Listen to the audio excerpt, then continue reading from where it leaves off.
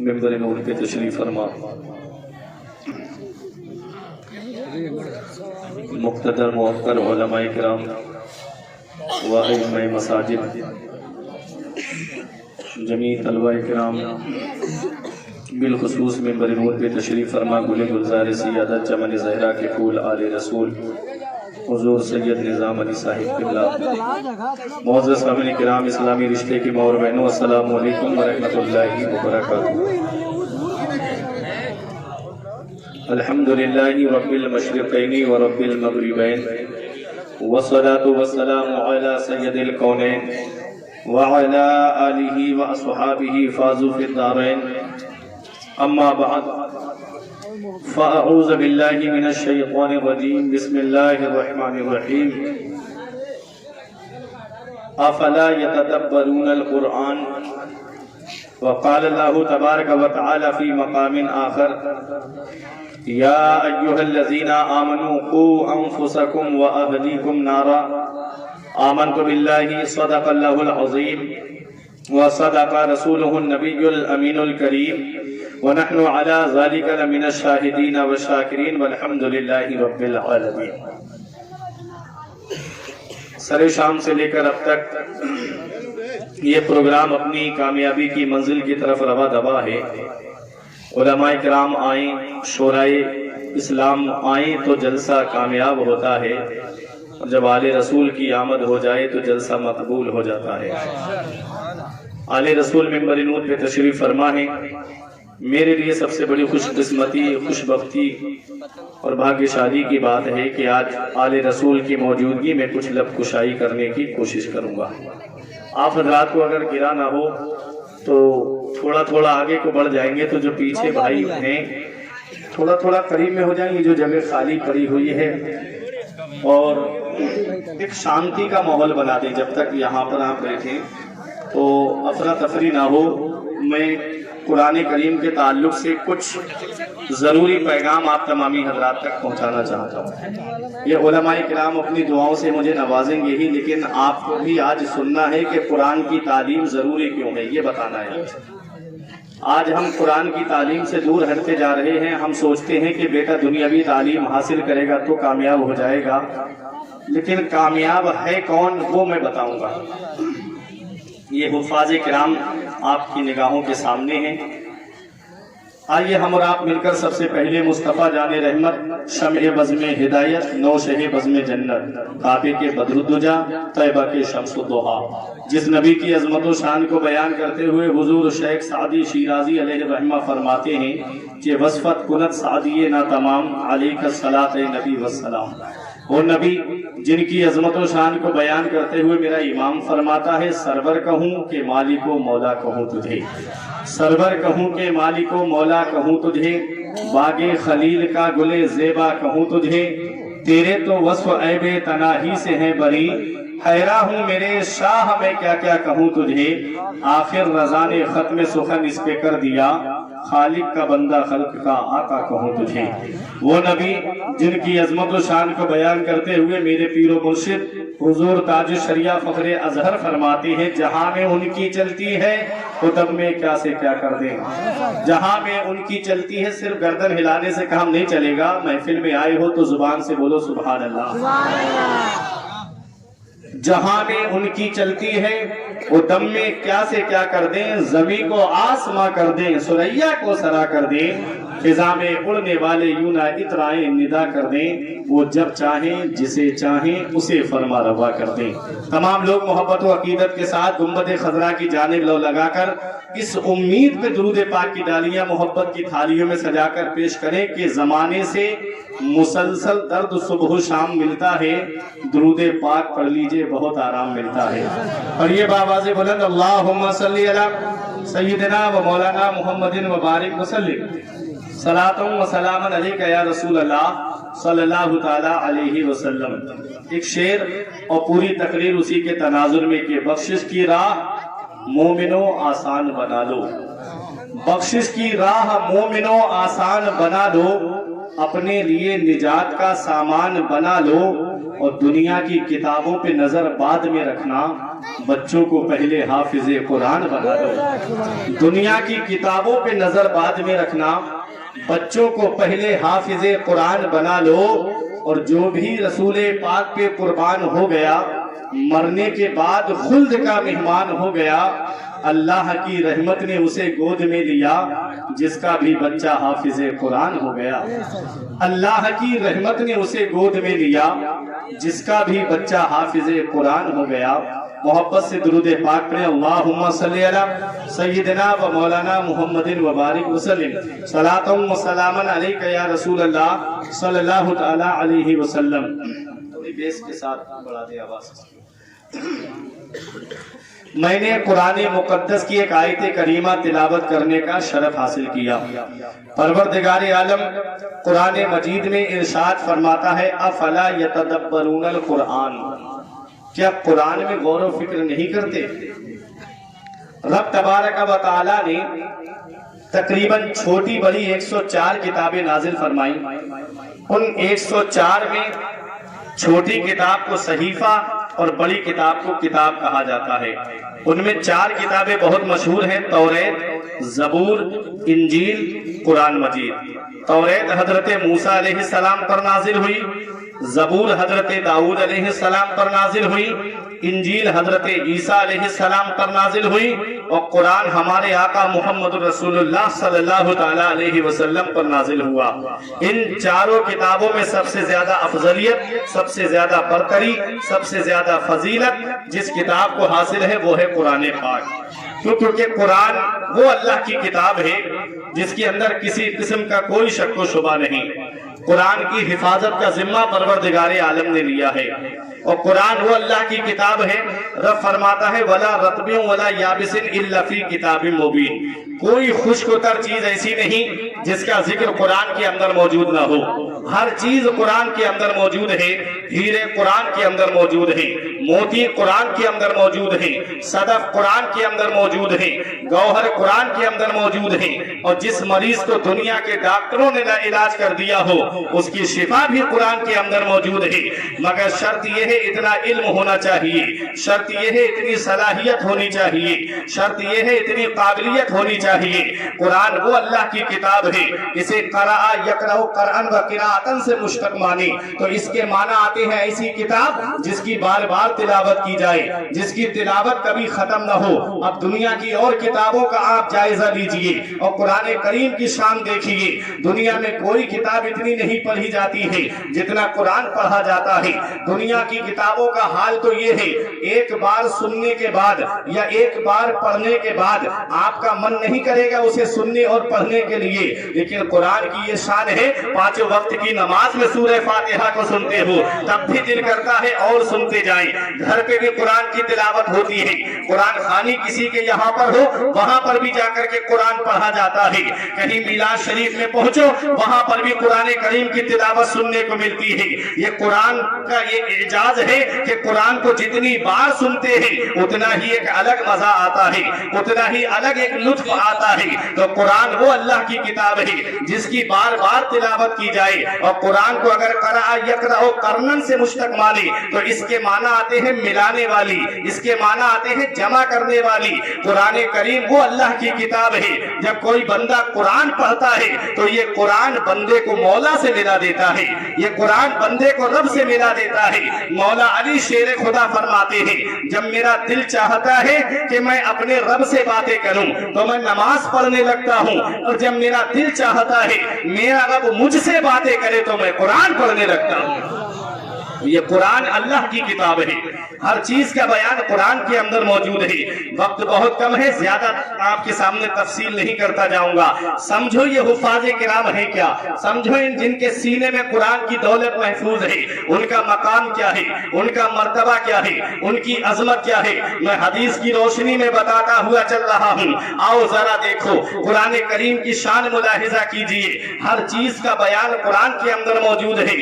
امام غزالی کے پاس میں ایک غیر مسلم نے آ کر کے سوال کیا تھا، حضور یہ بتائیے ہم نے قرآن شریف پڑھا ہے، کہا قرآن شریف تو نے پڑھا ہے؟ بولا ہاں میں نے قرآن شریف پڑھا ہے، اور آپ کا دعویٰ ہے کہ قرآن کے اندر ہر چیز کا بیان موجود ہے۔ آپ نے کہا بے شک ہر چیز کا بیان قرآن میں موجود ہے۔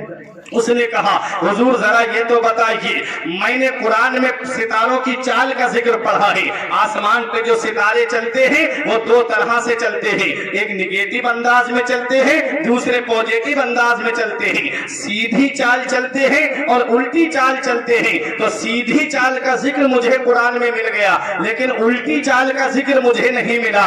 امام غزالی حیرت سے چہرہ دیکھنے لگے، یہ غیر مسلم ہے اور قرآن پڑھ رہا ہے، یہ غیر مسلم ہے اور قرآن کے اندر ستاروں کی چال کا ذکر اس نے ڈھونڈ لیا ہے۔ آج ہم قرآن پڑھتے ہیں تو رسمی طور پہ قرآن پڑھتے ہیں، آج ہم قرآن پڑھتے ہیں تو صرف پڑھا اور اٹھا کر کے تاک کے اندر رکھ دیا۔ آؤ ذرا دیکھو غیر مسلم جب قرآن پڑھتا ہے تو کچھ سوچنے، کچھ اس کے اندر سے نکالنے کے لیے پڑھتا ہے۔ افلا یتدبرون القرآن، کیا قرآن میں غور و فکر نہیں کرتے؟ دیکھو قرآن کے اندر ہر چیز کا بیان موجود ہے۔ علامہ صدر الافاضل نعیم الدین مراد آبادی کا مناظرہ ایک آریہ سے ہوا تھا، اس نے کہا آپ ہم سے مناظرہ کرنے آئے ہو؟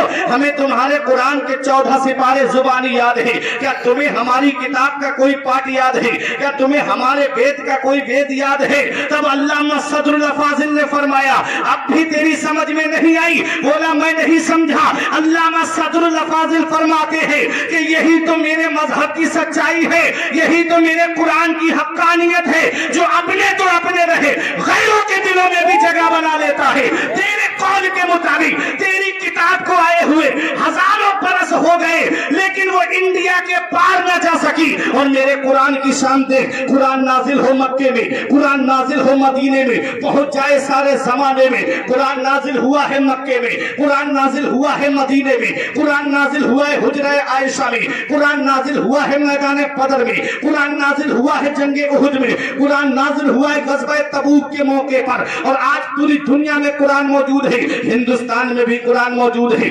پاکستان میں بھی قرآن موجود ہے، چائنا میں بھی قرآن موجود ہے، امریکہ میں بھی قرآن موجود ہے، آج پوری دنیا میں قرآن پہنچ گیا۔ میں نے کہا اے قرآن جب تو نازل ہوا تھا تو انٹرنیٹ کا زمانہ نہیں تھا، میڈیا کا زمانہ نہیں تھا، سیٹلائٹ کا زمانہ نہیں تھا، اخبار کا زمانہ نہیں تھا، پھر تو پوری دنیا میں کیسے پھیل گیا؟ تو قرآن جواب دیتا ہے اگر انٹرنیٹ کے ذریعے چلا ہوتا تو امریکہ کے عیسائی نے پیچھا کیا ہوتا، اگر .com کے ذریعے چلا ہوتا تو روس کے مجوسی نے تعقب کیا ہوتا، اگر اخبار کے ذریعے پھیلا ہوتا تو بھارت کے پترکار نے کچھ کا کچھ لکھ دیا ہوتا۔ میں نے کہا پھر پھیلا کیسے ہے؟ تو قرآن جواب دیتا ہے انٹرنیٹ کے ذریعے نہیں پھیلا ہوں، میڈیا کے ذریعے نہیں پھیلا ہوں، سیٹلائٹ کے ذریعے نہیں پھیلا ہوں، اخبار کے ذریعے نہیں پھیلا، حافظ قرآن کے ذریعے پھیلا ہے۔ نعرہ تکبیر، نعرہ رسالت، مسلک اعلی حضرت، مسلک اعلی حضرت، نعرہ تکبیر، نعرہ رسالت، حافظ قرآن کے ذریعے پھیل گیا۔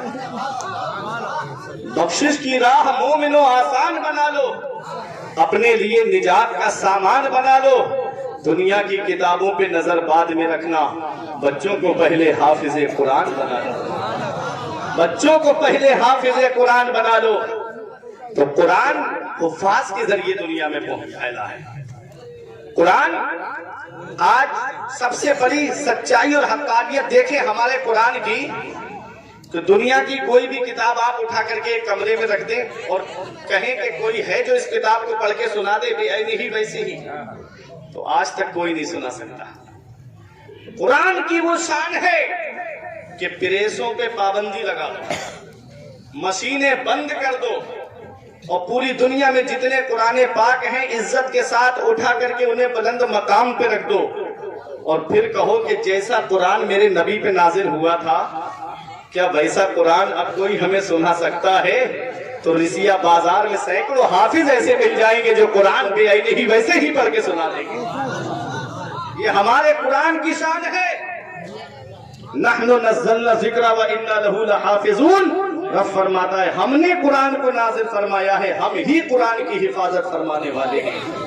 لحافظون کا تصور بتا رہا ہے کہ حفاظ کے ذریعے قرآن کی حفاظت کی جائے گی، اور قرآن جس سینے میں آ جاتا ہے وہ سینہ آگ سے محفوظ ہو جاتا ہے۔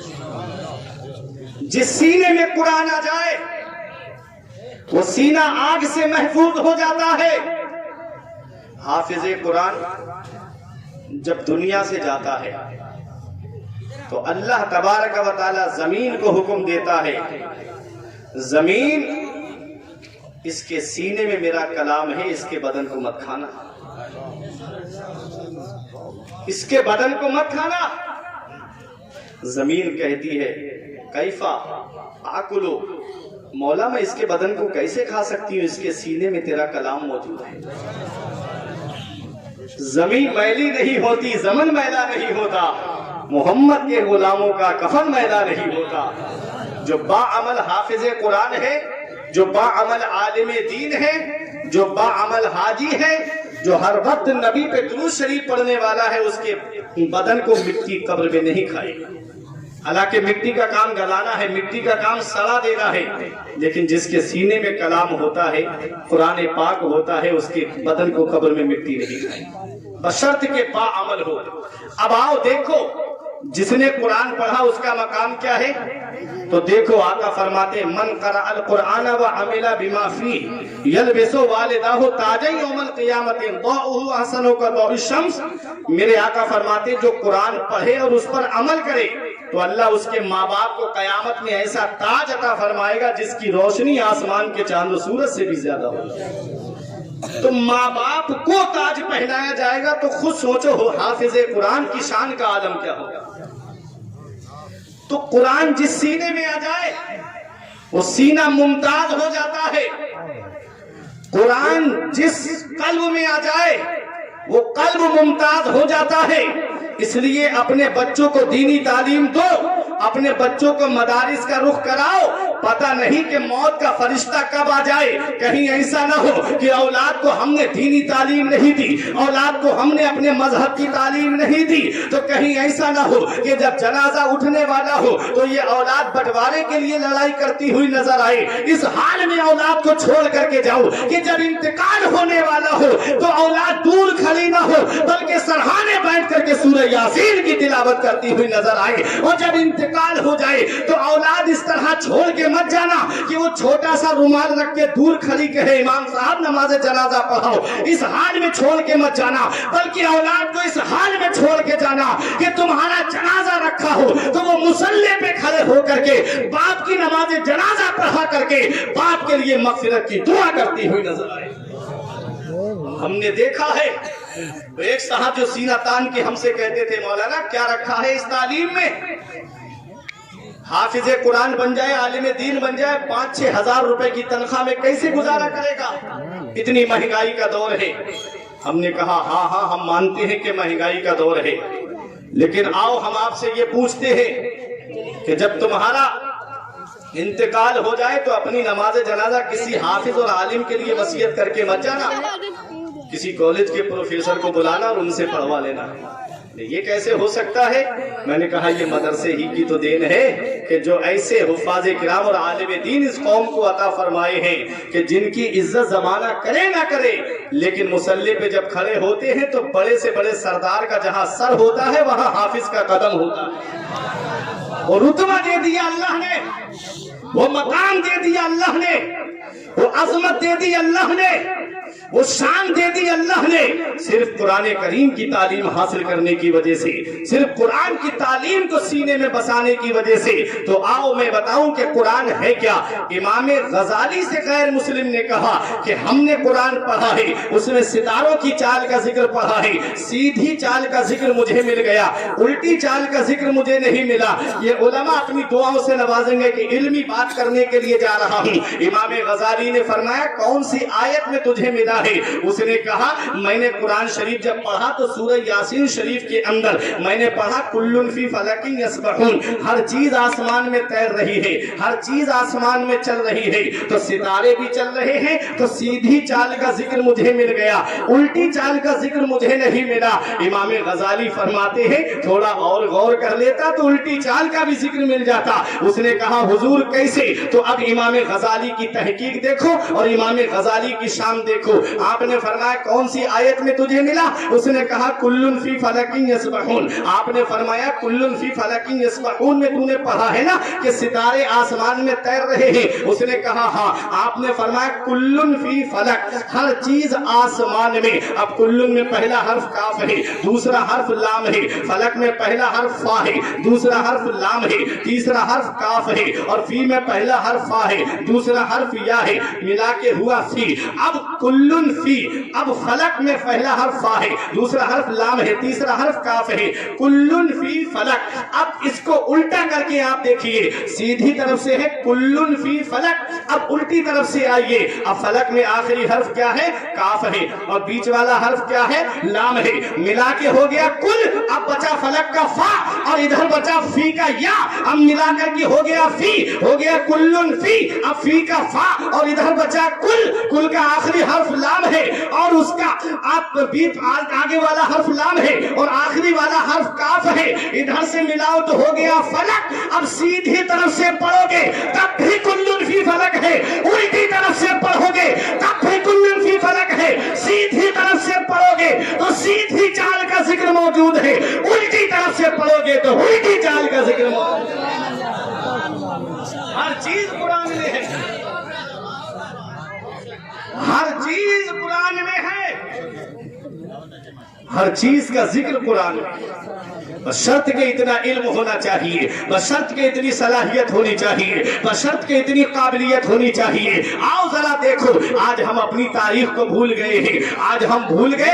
آج سیکٹر بیورو کی رپورٹ کے مطابق کہا جا رہا ہے کہ تقریباً 95% مسلمان تعلیم یافتہ نہیں ہیں. انہیں موبائل چلانے سے فرصت نہیں ملتی، یہ کیا تعلیم حاصل کریں گے؟ انہیں واٹس ایپ چلانے سے فرصت نہیں ملتی، یہ کیا تعلیم حاصل کریں گے؟ غیر مسلموں کی بستی سے گزرو شام کے وقت، ان کے بچے کتاب لے کے پڑھتے ہوئے ملتے ہیں. اور مسلمانوں کی بستی سے گزرو تو کوئی پبجی کھیل رہا ہے، کوئی فری فائر گیم کھیل رہا ہے، کوئی واٹس ایپ پہ چیٹنگ کر رہا ہے، کوئی انسٹاگرام پہ گندی تصویریں دیکھ رہا ہے، کوئی فیس بک پہ تصویریں دیکھ رہا ہے. یہ آج مسلمانوں کے بچوں کا حال ہو گیا ہے. پھر رونا رویا جاتا ہے کہ مسلمانوں کے نام کی کہیں نوکری نہیں، مسلمانوں کے نام کی کہیں جاب نہیں. تعلیم بولتی ہے، شکشا بولتی ہے، ایجوکیشن بولتا ہے. تعلیم تمہارے پاس ہوگی لوگ تمہاری عزت کریں گے، تو شکشا تمہارے پاس ہوگی لوگ تمہیں محبت سے بلائیں گے. جس کے پاس تعلیم نہیں ہوتی اس کو آدمی محبت سے بات نہیں کرتا ہے. وہ آدمی کہتا ہے کہ یہ جاہل ہے، کیا اس کے منہ لگو گے، بدتمیزی سے بولنے لگے گا. اور تعلیم یافتہ انسان بڑے سلیقے سے بولتا ہے، بڑے ادب کے ساتھ بولتا ہے، جملے بڑے نپے تلے بولتا ہے. آؤ میں آپ کو بتانا چاہتا ہوں کہ ہمارے قرآن کی شان کیا ہے. آج ہم اپنی تاریخ کو بھول گئے. آج مسجد قرطبہ کے اندر جا کر کے دیکھو، اس کے ستون پکار پکار کے کہہ رہے ہیں کہاں ہے وہ محقق، کہاں ہے وہ تحقیق کرنے والے جنہوں نے مجھے آباد کیا تھا. آج ہم اپنی تاریخ کو بھول گئے ہیں. یہ وہی مسجد قرطبہ ہے جن کو دیکھ کر کے ڈاکٹر اقبال نے کہا تھا جب مسجد قرطبہ کے مینار میں نے دیکھے، اس کے ستون میں نے دیکھے تو میرا دل سی پارا ہو گیا. یہ وہی مسجد قرطبہ ہے جہاں سے اسلام کے محقق پیدا ہوئے تھے. یہ وہی مسجد قرطبہ ہے جس کے اندر بیٹھ کر کے محققین نے وہ تحقیق کی ہے. آج امریکہ جس تحقیق پہ ناز کر رہا ہے، آج امریکہ جن معاملات پہ تکبر و گھمنڈ کر رہا ہے، وہ اس کی دین نہیں ہے بلکہ یہ مسلمانوں کی دین ہے. آؤ میں آپ کو بتاتا ہوا چلوں. آپ کہو گے مولانا کوئی ثبوت ہے تو سنو. سب سے پہلا ہوائی جہاز کس نے بنایا تھا؟ سب سے پہلی گھڑی کس نے بنائی تھی؟ یہ جو لائٹ آپ دیکھ رہے ہو، نالج آف دا لائٹ کا تصور کس نے دیا تھا؟ آج بھی انگریزوں انہوں نے اس کو حیزن کر دیا ہے، علامہ ابن حیزن کو حیزن کر دیا، اپنا نام دے دیا، سارے مسلم محققین کے نام بدل کر کے اپنے ناموں پہ انہوں نے نام رکھ لیے اور دے دیا یہ ہماری تحقیق ہے۔ جرمن کہتا ہے یہ ہماری تحقیق ہے، امریکہ کہتا ہے یہ ہماری تحقیق ہے۔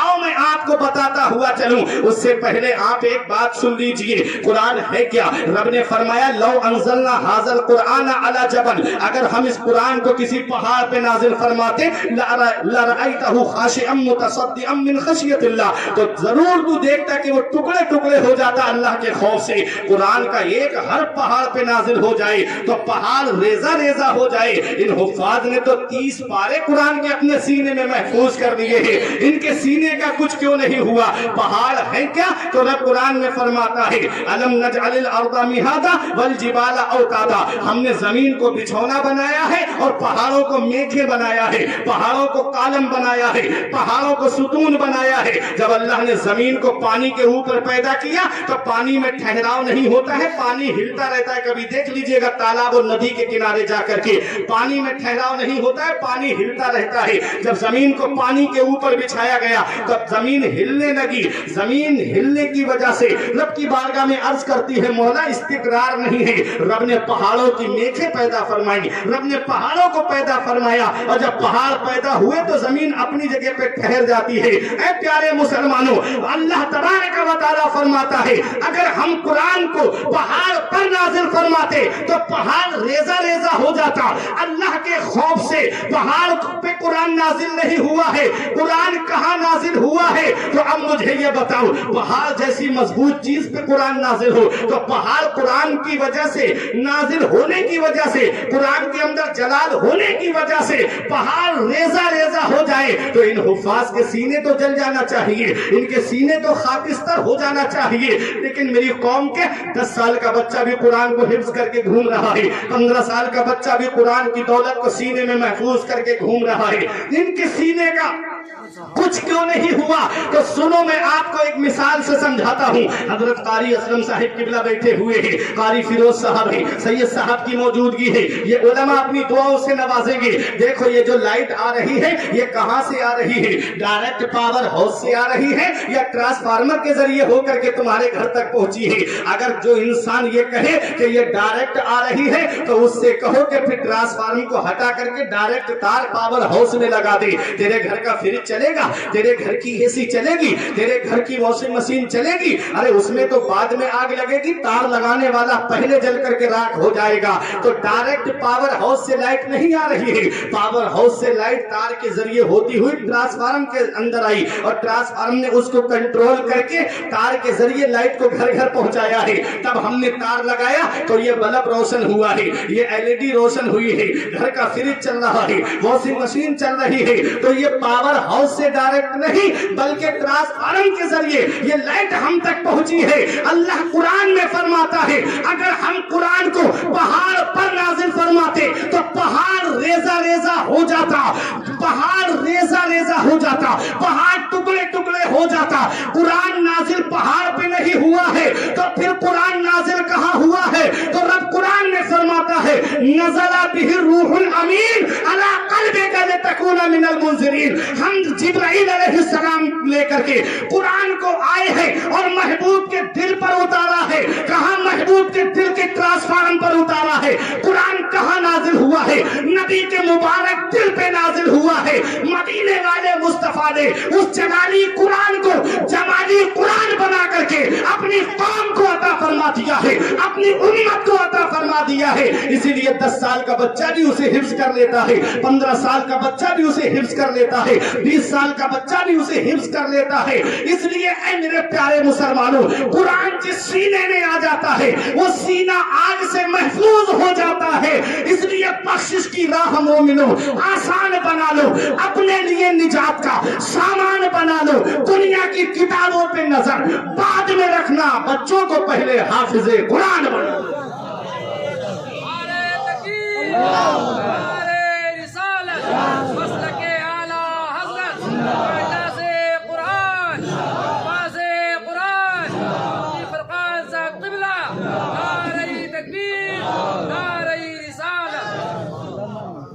آپ کی سمجھ میں آ رہی باتیں؟ खामोशी क्यों? मैं समझ रहा हूँ ज्यादा इल्मी तकरीर तो नहीं हो रही, गई सबके समझने वाली बात, मिसाल से भी समझा रहा हूँ ताकि तकरीब फहम के लिए, तकरीब जहन के लिए तो थोड़ा बोलते हुए चलिए ताकि मैं समझूं कि आप मेरी बात समझ रहे हैं। कुरान है क्या? आज अगर दुनिया की यूनिवर्सिटी की उम्र देखी जाए ना तो 400-500 साल से ज्यादा किसी की उम्र नहीं है। 400-500 साल पहले कोई यूनिवर्सिटी नहीं, सिर्फ एक मदरसा था जिसे आज यूनिवर्सिटी की शक्ल दी गई है, जामिया अजहर। ये जितनी यूनिवर्सिटी है ये सब बाद की है। जब यूनिवर्सिटी नहीं थी तो कोई आर्किटेक्ट भी नहीं होगा, कोई इंजीनियर भी नहीं होगा। सच बोल रहा हूं ना मैं, जब यूनिवर्सिटी ही नहीं है तो कोई आर्किटेक्ट भी नहीं होगा, कोई इंजीनियर भी नहीं होगा। तो फिर ये ताजमहल किसने बनाया? ये लाल किला किसने बनाया? ये कुतुब मीनार किसने बनाया? ये दिल्ली की जामा मस्जिद किसने बनाई? तो सुनो, ये किसी और की देन नहीं है, मदरसे की टूटी हुई चटाई पे बैठ करके कुरान पढ़ने वालों की देन है, जिन्होंने इतने अच्छे बेहतरीन नक्शे पास किए हैं जिस पर आज भी हिंदुस्तान फख्र कर रहा है, पूरी दुनिया फख्र कर रही है। ये कुरान है, हर चीज का बयान कुरान के अंदर मौजूद है। अब आओ 1969 के अंदर देखो, 3 लोग चांद पर गए थे। कितने लोग चांद पर गए थे? 3 लोग चांद पर गए थे 1969 के अंदर, और कुरान नाजिल हुआ है 1450 साल पहले। तो देखो 1969 अभी की बात है, अभी 100 साल भी नहीं हुए हैं और कुरान 1450 साल पहले बता रहा है कि लोग चांद पर जाएंगे। कुरान ये भी बता रहा है कि मुसलमान नहीं गैर मुस्लिम जाएंगे। कुरान ये भी बता रहा है कि 3 लोग चांद पर जाएंगे। ये कुरान है। देखो रब कुरान में फरमाता है, या मअशरल जिन्नि वल इंस इन इस्ततातुम अन तनफुजू मिन अक़तारिस समावाति वल अर्द फनफुजू ला तनफुजूना इल्ला बिसुल्तान फबिअय्यि आलाइ रब्बिकुमा तुकज़्ज़िबान। ऐ जिन्नात और इंसान के गिरोह, अगर तुम आसमान के किनारों से गुजरना चाहो तो गुजर जाओ, जहां जाना चाहते हो वहां चले जाओ, जहां जाओगे वहां अल्लाह की बादशाहत पाओगे, जहां जाओगे वहां अल्लाह की सल्तनत पाओगे। ऐ मेरे प्यारे मुसलमानों, तो देखो वो किस पे सवार होकर गए थे? मिशन अपोलो 11 पे सवार होकर के गए थे। क्या इसका जिक्र कुरान के अंदर आया है? तो देखो कुरान की वो आयत करीमा, वल कमर इज़ा तसक लतरकबुन्ना तबकन अन तबक। एक इल्मी बात बता दूं आपको, रब फरमाता है चांद की कसम, माह कामिल की कसम। और वो लोग चांद पर गए, फरमाया वल कमर इज़ा तसक लतरकबुन्ना तबकन अन तबक। ये लतरकबुन्ना जो है ये रुकूब से बना, लतर बुन्ना रुकूब से बना, और रुकूब के माना आते हैं किसी चीज पे सवार होके जाना। रुकूब के माना आते हैं किसी चीज पे सवार होके जाना। अपोलो मिशन अपोलो 11 पे सवार होकर के गए। तो अब बताओ ये सबसे पहला हवाई जहाज किसने बनाया था? ये मस्जिद कुर्तुबा के अंदर बैठ करके हजरत अब्बास बिन फरनास ने सबसे पहला हवाई जहाज बनाया। और किससे तसव्वुर लिया? जब आका मेराज को तशरीफ ले गए और जिस्मानियत के साथ तशरीफ ले गए। वो है बदअकीदा जो कहते हैं ख्वाब में मेराज हुई थी। माज़अल्लाह, मेरे आका जिस्मानियत के साथ तशरीफ ले गए मेराज को, इससे तसव्वुर लिया। और परिंदे का तसव्वुर कुरान में पढ़ा कि परिंदे को जो फिजा में मेंटेन करती है वो उसकी पूंछ करती है। हजरात बिना पूंछ का हवाई जहाज बनाया, और बनाने के बाद वो उड़ा भी 7 या 8 मिनट तक उड़ता रहा। लैंडिंग के वक्त की रेस हो गया। अब मैं आपको ये बताना चाहता हूँ, सबसे पहला हवाई जहाज एक मुसलमान ने बनाया है। ये जो घड़ी आप देख रहे हैं, ये जो घड़ी है, ये सबसे पहले किसने बनाई है? ये हजरत यूसुफ बिन अम्र ने बनाई है। और कहा उसको मस्जिद कुर्तुबा में नहीं लगाया, बल्कि दमिश्क की जामा मस्जिद में लगाया। और आला हजरत की शान देखो, आला हजरत का मर्तबा देखो। आज हम घड़ी मिलाते हैं तो एक दूसरे से टाइम पूछ करके अपनी घड़ी का टाइम मिलाते हैं। अल्लाह ने आला हजरत को वो मकाम अता फरमाया, वो शान अता फरमाई कि मेरा इमाम दिन में सूरज को देख के घड़ी मिला लेता था और रात में सितारों को देख करके घड़ी का टाइम मिला लिया करता था।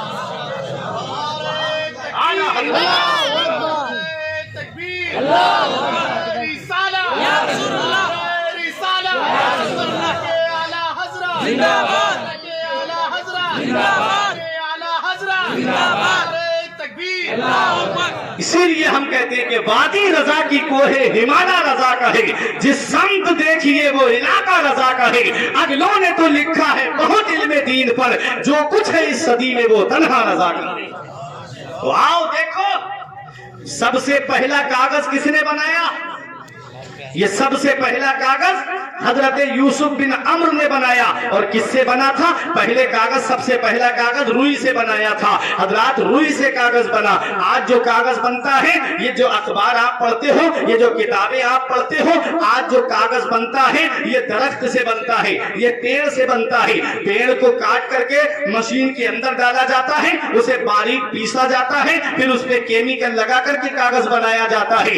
देन हमारी है, जहन हमने दिया है। सबसे पहला कागज हजरत यूसुफ बिन अम्र ने बनाया है। अब आओ जरा देखो, अब कागज तैयार हो गया तो उस पे क्या लिखा जाता है? छोटा आ बड़ा आ लिखा होता है, ABCD लिखी होती है। क्या होता है? बच्चा पढ़ता है, पढ़ने के बाद वो आगे क्लास में पहुंच जाता है, उन किताबों को उठा के अलमारी में रख दिया जाता है। फिर वो पढ़ते पढ़ते इतनी तालीम हासिल कर लेता है कि अपने वक्त का इंजीनियर बन जाता है, अपने वक्त का डॉक्टर बन जाता है, अपने वक्त का प्रोफेसर बन जाता है, अपने वक्त का IAS बन जाता है। अब आओ जरा देखो, उस कागज का क्या होता है, उन किताबों का क्या होता है? बाप ने किताबें उठाई, भंगार वाले के हाथ में बेच दी, भंगार वाले ने ले जा करके होटल वाले के हाथ में बेच दी। अब होटल वाले ने क्या किया? उसको अपने साइज में काटा और किसी पे ब्रेड पकौड़ा रख करके बेचा, किसी पे जलेबी रख करके बेची, किसी पे समोसा रख करके बेचा। अब जलेबी और समोसा खाने वाले क्या करते हैं? वो जलेबी और समोसा खाया, कागज को फेंक दिया। मैं हाफिज की शान बताने जा रहा हूँ।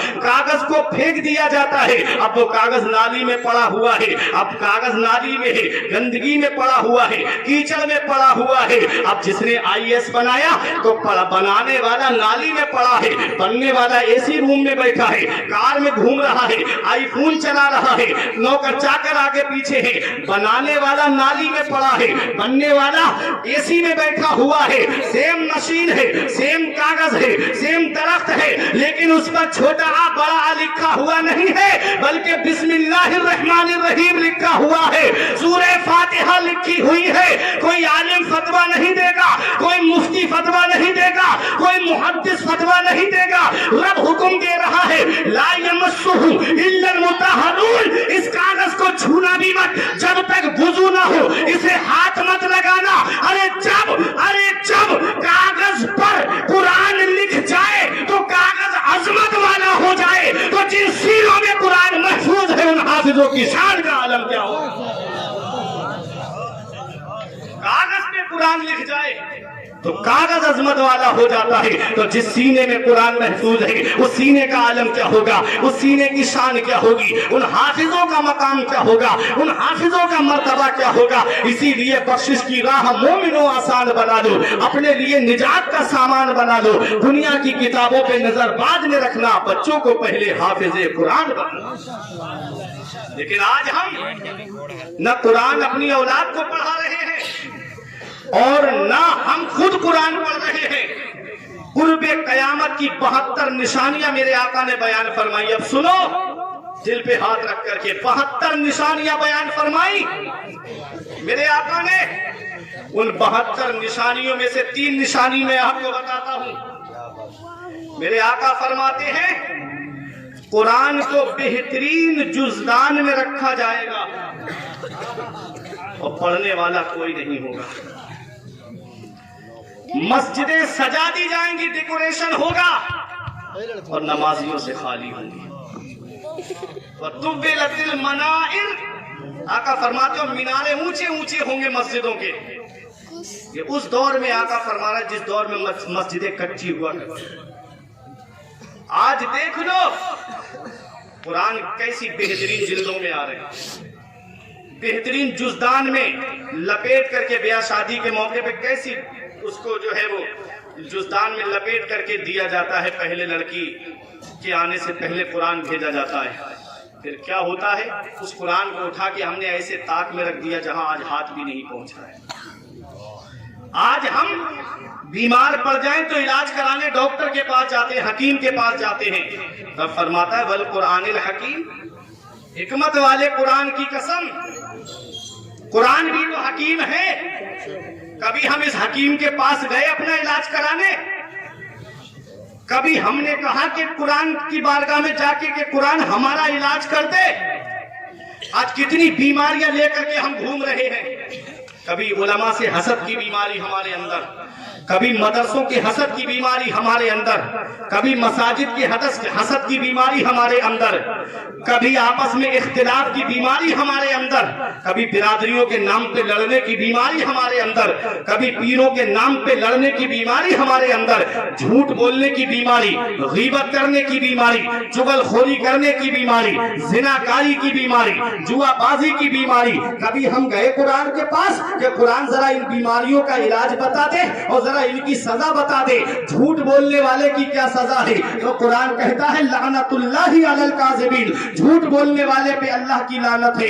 قرآن زنا کے بارے میں بتا تو قرآن کہتا ہے ولا تقربوا الزنا، زنا کے قریب نہ جاؤ، وہ گندگی ہے. ہم نے کبھی قرآن سے نہیں پوچھا قرآن جوا اور شراب کیا ہے، تو قرآن بتائے گا انما الخمر والمیسر والانصاب والازلام رجس من عمل الشیطان. کبھی ہم نے قرآن سے پوچھا تو قرآن کہے گا کہ جوا اور شراب یہ دونوں شیطانی کام ہے. ہم